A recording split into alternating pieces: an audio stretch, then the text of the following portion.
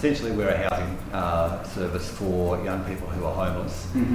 Ideally, young people live at home with their families, but that's not always the case, and so we try to step in and find viable living situations for young people.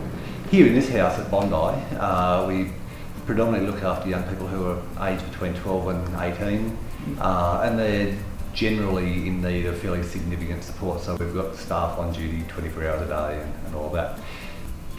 When we began way back in 1977, back then the only kind of accommodation there was for young people were large state-run institutions, usually out in the country areas like Mittagong and so forth, and the remnants of sort of old church-run orphanages. And so a group of us got together and put a proposition to government about an alternative. So back then we had lots of media coverage, and it was quite a dramatic change in the care for young people whose families weren't able to adequately provide for them.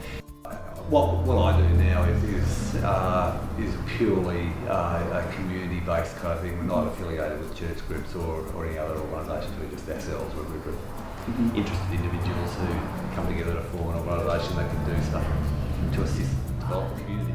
One thing that's worth seeing, lots of happy faces, and look, we're just ordinary, everyday teenage kids. They're the people that come to our place, and we help them hopefully move on to the normal everyday average young adult board of the Accommodation Association. It's a peak body for accommodation programs. And we were looking at what our strategic plan is for the next 10 years. And currently it comes under a banner of sort of addressing homelessness and the issues that lead to homelessness and so forth. And I think that's a bit of a tired idea at this stage. Our role is in fact much more than homelessness. We're about all the issues that lead to families breaking down, and that goes to the state of the economy, to the employment prospects of parents, the education that parents have had, special education program services for young people if that's what they need, mental health support for young people and old people, and none of that stuff is really effectively addressed. And there needs to be a cultural change in the way in which those who don't thrive in society are supported.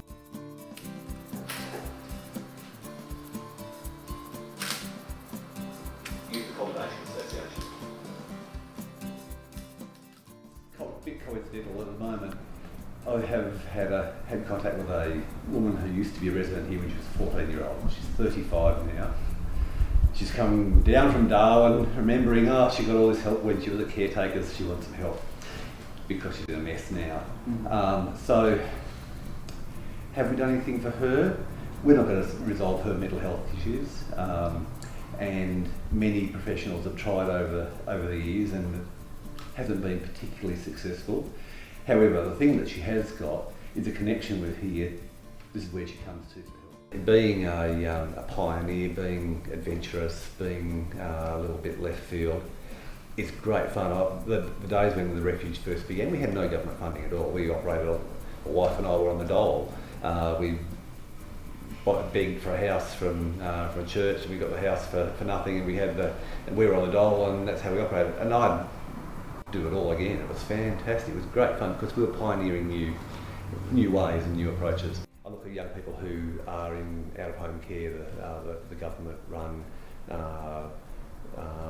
response for young people who need to be cared for, being in the care of the Minister for Community Services.